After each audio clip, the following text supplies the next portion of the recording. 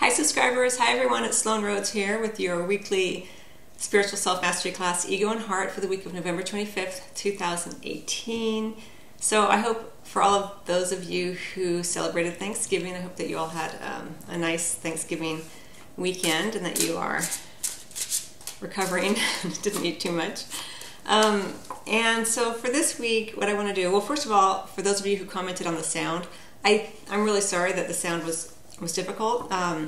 It was hard to hear, so I think I fixed it, but let me know if there are still some problems or issues with the sound. Alright, so as I do every week in these Ego and Heart Spiritual Self-Mastery classes, I address and look at the energy for the week based on how the ego may try to distract you with those energies, and based on how the heart can explore those energies in a more loving and open way. And I'm going to get one card, and I'll look for the energy, the overarching energy for the week, and I'll look at how the ego may view it and how the heart may look at it as well. And then I'll be getting one additional card for what we can expect or look forward to regardless. See my cat wandering around.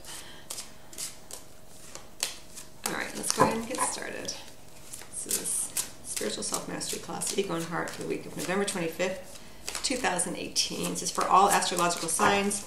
And the love readings are up for each sign. If you are interested in looking at those, you can watch them here on the YouTube channel, and as well as hear them on the audio podcast, so that you can listen to them as well as see them here, and there's links below.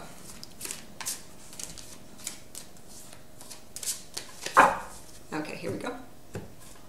So the energy for the week, I'm using the Tarot of the Spirit deck by Pamela and Joyce Eakins. Okay, so we have the Death card in reverse.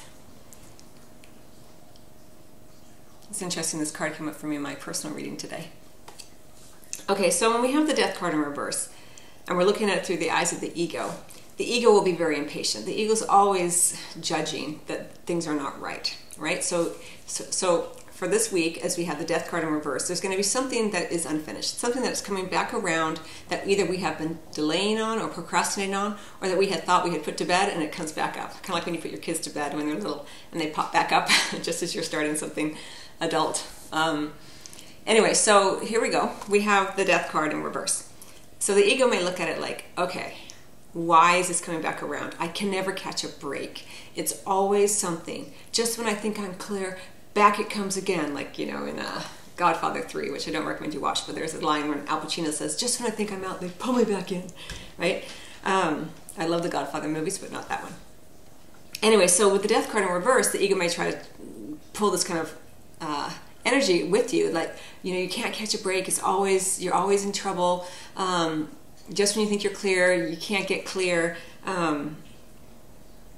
Why does this happen? Then we go into the victimization, right? Oh, why does this always happen to me? I thought I had paid that bill, and now there's this finance charge. I'm never going to get ahead. And so if you allow yourself to be led by the hand by the ego down that road, which is always very painful and full of feelings of victimization and self-judgment, you begin to just spiral in that same sort of eddy. You know, you can't get out of it. You can't get out of it. And it's very distressing when we get into that space, as we all know, right? The ego is present for everybody, but when the Death card comes in reverse, it can feel even bigger because it's a major arcana card, as well as you want something to naturally end. You know, there's a natural ending that's supposed to occur. It's supposed to happen, the ego says. Why won't it end, right? And the ego's always about supposed to. It should have, this kind of thing. So it can be very distressing. And so just be aware of that. So if something comes back around that you thought was done and dusted, and here it comes again, you take a breath, and you can say, oh, how interesting. I thought I was done with that. I thought that I had completed that cycle. And yet here it is again. Offer me another opportunity, says the heart, to address this from a more aware and loving perspective. I thought I was done with it, but I have another opportunity here to open my heart more, to less self-judgment, to valuing myself and my contributions and the contributions of others, you know, because we're always co-creating, and it could be an individual coming back in. If it's not a situation, And you can say, wow, here we go again. But we're doing the dance differently now because I have more consciousness around it. I am more open-hearted, and I'm looking at myself differently. And whenever we begin to hold a different vision for ourselves, we automatically begin to shift the vibration around the situation or the interaction with the other person, so it can't help but be different. Rather than wishing somebody would go away or the situation would go away, you've got to change, as you know, your own perspective about it. And for these classes, the ego and the heart says, try to release the self-judgment. Try to look at it as another opportunity, as opposed to, God dang it, here I go again. I can't catch a break, or this person's always coming around. I'm never going to be clear, blah, blah, blah. And down you go, right down that train. And the heart says, oh my gosh, look at that. Another opportunity to address this from a more open-hearted perspective. Maybe look at the situation of the person in ways that are more open-hearted, where you look at the other person and go, gosh, last time I had this issue with them, I was feeling really judgmental of them as well. They're so selfish, they're so weird, they're so needy, whatever it may be. And now I can see that, gosh, I hold those energies within me as well. I know that I have been needy in my life. I know that I have been weird in my life. And I can understand it more how this other person is holding that energy too. Because the more that you create more open-hearted feelings towards self first, the less you tend to judge others, because you're judging yourself less harshly. So then you can kind of look at other people in a softer light as well. And that begins to shift the energy around it, and then things can have their natural end. Because remember, the death card is about a natural transition, a natural ending. Something that wants to move on, when it's in the upright, it's a transition. It's a card of transformation and transition. Here we are kind of like stuck. So look at the places where you are kind of holding on to older energy as well. Where you wanted to blame someone, or you're really hanging on to that feeling of, I'm a victim to this. It's one of the easiest ways for the ego to hook us back into that older familiar pattern of being the victim. When the ego's, when we're caught up in the ego, we're always in some fashion a victim in some way. And that can be very addicting, because it does require, whenever we are feeling victimized, or the victim of something, whether it be just our bills are too much, or this person's always mean to me, or whatever it may be, we stay in that familiar pattern of fear and anxiety, and that we can't ever shift our lives. And we can shift our lives right here and right now by saying, wow, look at that. Here's that pattern coming back in again. I'm really feeling victimized. I'm really feeling like circumstances are beyond my control. How interesting that I thought I had done so much work around this, and here it is again. Another opportunity to take a breath and to give myself more love, less self-judgment, and say, look at the heart's perspective. Look at how hard you're working. Look at how much work and consciousness you've done around this. Good job. And it may not be comfortable to have to address it again. We thought we were done with it. But now you can do it in a more loving way. Not always easy. I'm not saying like it's super simple. It takes consciousness around it, and it does take a moment, because the ego will immediately pull us back into the old familiar pattern. That's the ego's job. It feels safe there. It feels, when we're on guard, it feels, yes, this is how it's supposed to be, because the ego, I guess as a function of the inner child, or vice versa, is trying to keep us safe at its core. Are we safe? Are we loved? Okay, so let's get another card. And so I hope that gives you some perspective on how the ego may try to distract you, and how the heart says, look at another opportunity here.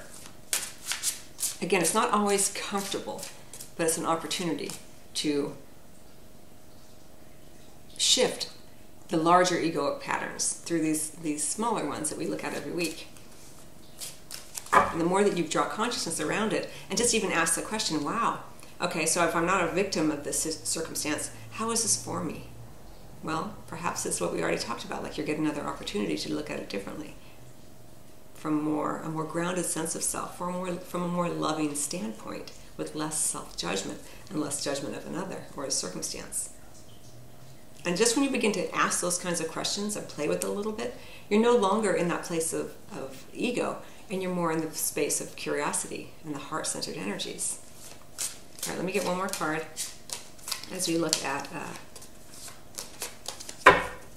what we can expect or look forward to regardless. So the ego and the heart are going to be looking at this energy of the Death card reversed, which is something that is meant to be transitional or to have ended already.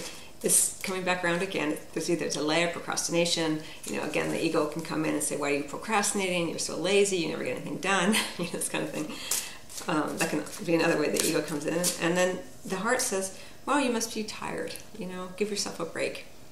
It's coming back in again, or you haven't finished it yet, or the cycle is still repeating because you're still integrating some of the earlier lessons. And just be a little kinder to yourself. That's always the heart-centered energy. And it's not just like woo-woo stuff. It's actually beginning to shift the vibratory pattern of how you live your life.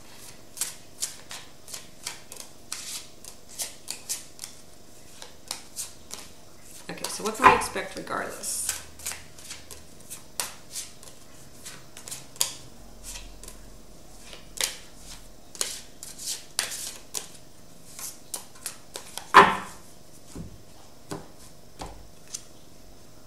Seven of Wind, Seven of Swords, many tongues. So some interesting energies here. So during the week we have this Death card in reverse, something that's not ending, a transition that's not occurring. The ego and the heart will have their own opinions about this, as we've already talked about. But what we can expect to look forward to regardless is the Seven of Wind, Seven of Swords, and this card in this deck it's called Many Tongues. So be aware of gossip. Be aware that there's a lot going on under the surface of other people's actions and maybe even your own. Watch your tongue. Make sure that you're not adding to the gossip, adding to this energy which is ruled by the moon. Not everything's clear, right? You don't know what's going on, so don't talk about it. If you don't know, if you don't have clarity, then maybe just don't contribute to the confusion. And with the Seven of Wind, I will say as well, keep your cards close to your chest this week. Something has come back around.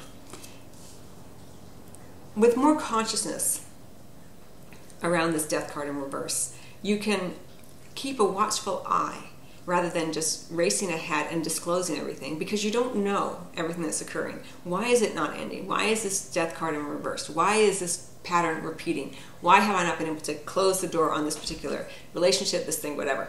And the Seven of Wind says, just keep it close to your chest right now. No need to contribute to the confusion. Keep a watchful eye. Make sure that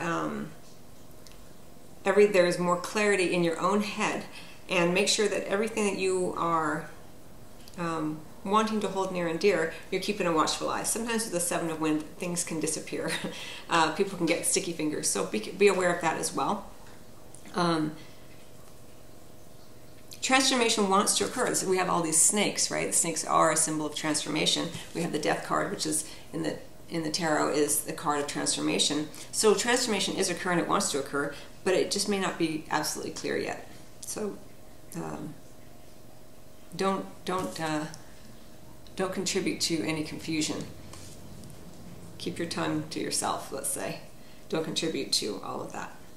Okay, so I hope you find that helpful. I wish you much love as always, and I will see you next week, or at your own private appointment, or over on the podcast. Today is the final day for the Black Friday weekend sale. I have 35% off all of my online courses. There's a link below, and the love readings are also up. Much love to you.